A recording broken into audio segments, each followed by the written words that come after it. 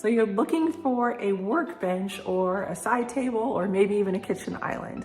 Well, we have a lot of plans out there, all of them free, but I want to tell you why this one is unique.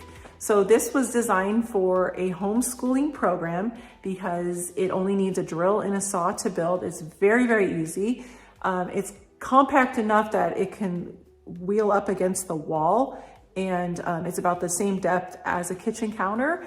So it can fit in just about anybody's space and then wheel out and use. It's also modular, so you could build two and put them together as a work table. And then you can also hinge them, and so you can unfold them and it becomes like a countertop along your wall. So it's a very versatile project. It's got some storage, so you can put your tools on the bottom shelf and put things away, maybe mount a hutch above it to put some tools away on the wall. It can be that everything solution if you're just doing woodworking occasionally. We love this project, very easy to build. In fact, I'm going to recommend it if you haven't built anything before. This should be your first project. The first step is cutting, and since it's just 2x4s we're cutting, of course you can use a miter saw, but if you're using a circular saw, just support your board well and clamp it on one side, and then set your circular saw blade depth to 1 3/4 of an inch, and then just cut along your line. Notice that my 2x4 is fully supported, so even after the board is cut, it is still supported and doesn't pinch or bind my blade. Just keep measuring and cutting and supporting your 2x4 as you cut. This is a great project to get some practice using a circular saw.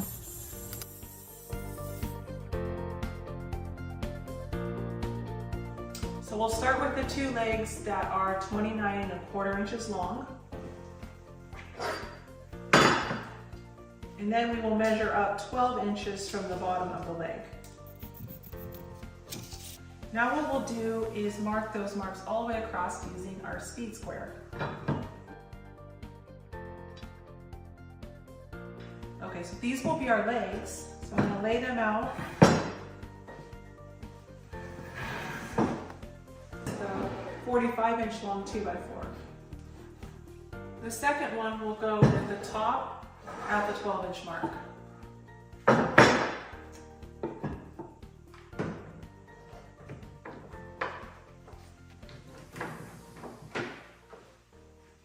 Now I'm going to just go ahead and pre-drill and drive screws into the end.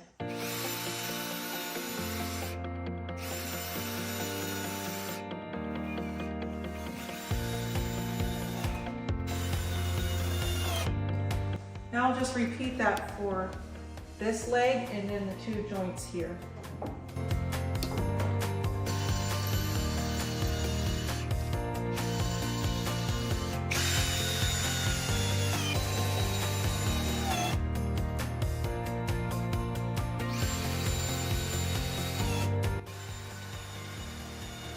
We can go ahead and unclamp, and this will be the side frame for the work table. You're going to go ahead and make two that are identical. Start adding in the 21-inch long 2x4s to tie them together.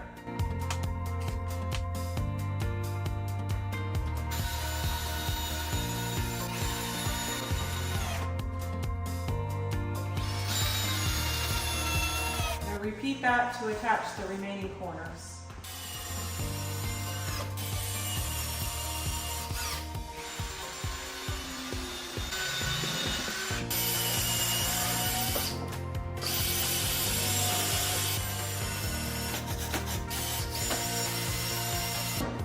Top frame is done.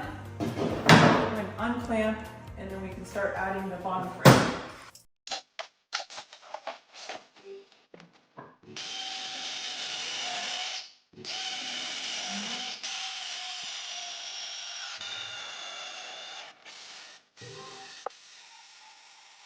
I'll flip it over and do the same thing on the other side.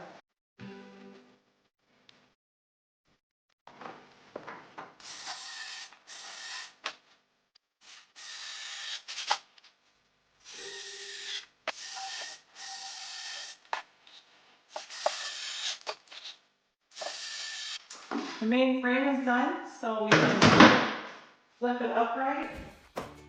For the bottom shelf, I'm going to use 2x4s as called for in the plans. The first step is to find the center of the 45-inch long 2x4s and match it to the center of your first wood slat. And then from there, I can mark and place the remaining slats, just centering them on the opening.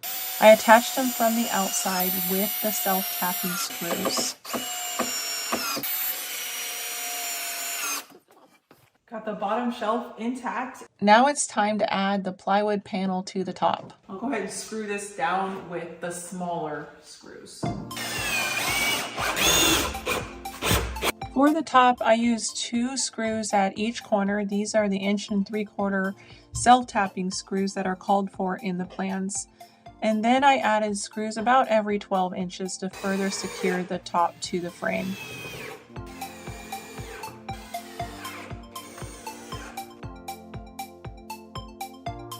So one thing about this workbench is it's very heavy because we used solid wood for it, the 3/4 inch top, and I wanted it to be heavy. So, you know, if you have a board overextended here, it's not gonna cause the whole workbench to teeter. It's an anchor, it's solid, and being heavy is a good thing.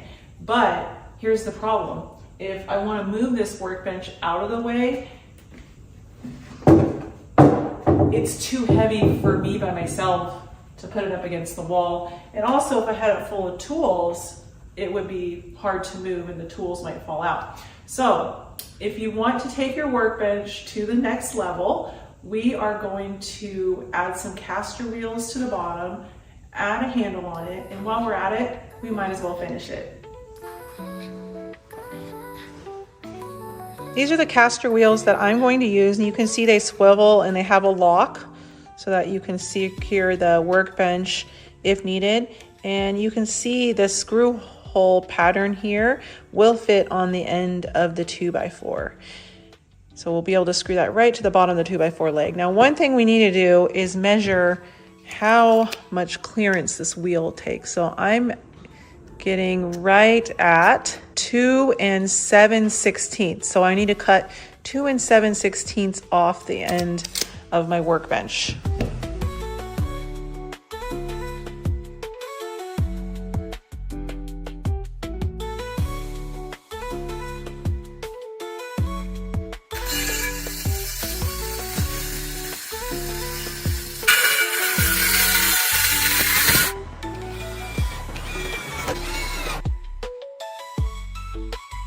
The wheels really help this workbench become mobile and make it easier to move out of the way. Now for the finish. So I use this wood filler. Make sure you always put the lid on. It dries out really fast. And then I just overfill the screw holes because the wood filler is going to shrink when it dries. After the wood filler is dried, I use a medium grit sandpaper, so you can use a sanding block or random orbital sander with about a 120 grit sandpaper and just sand everything. And then for the finish, I used a paint with a primer. I always start with the hardest to reach areas first, paint them, and then paint the easiest to reach areas last. I had a spare utility handle, so I thought adding that would make it easier to move the workbench around.